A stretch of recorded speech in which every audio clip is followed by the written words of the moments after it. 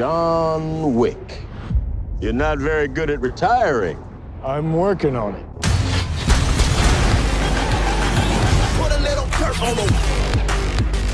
Hey everybody, it's Chris Bunbury here again with a review of the eagerly anticipated John Wick Chapter 2. Now, the first one was a surprise for all of us, with directors Chad Stahelski and David Leitich crafting a slam-bag action blast full of carefully orchestrated mayhem that distinguished what might otherwise have been a very routine actioner. A cinematic calling card if ever there was one, Leitich has moved on, being attached to replace Tim Miller with Deadpool 2, but Stahelski's still here, and he's back on board for this creative sequel that does what it's supposed to do. Basically, open up the universe that was established in the first film, amp up the mayhem, and also don't hem too close to the formula of the original, lest it all gets stale. The action starts right away with a car chase through a very recognizable part of St. Catherine Street in Montreal, filling in for New York City. From there, John Wick Chapter 2 settles into the story, which revolves around a gangster who Wick owes a blood oath to, demanding that he take on a deadly assignment, something he must do as the Continental, which you'll remember was run by Ian McShane's dapper gangster in the original film, has guaranteed it.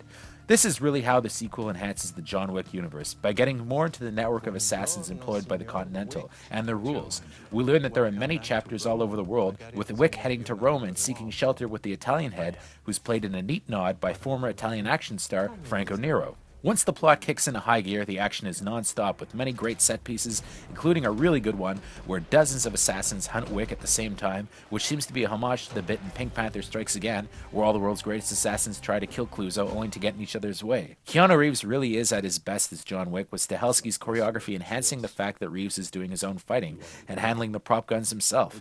Reeves really seems to have thrown himself into it, and the scraps are great, especially whenever he's pitted against Common, with the two having an elaborate subway fight at one point that's only marred by some weird acting from the extras, who should seem a lot more frightened, I think.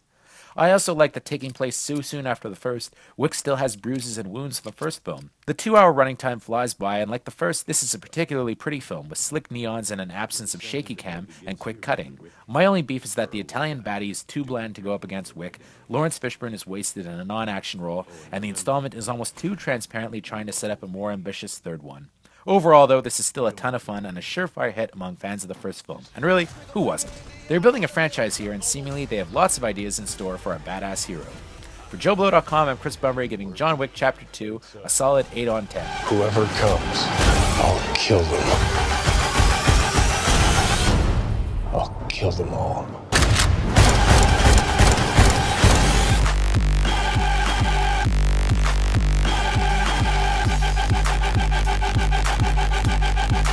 Put a little dirt on them.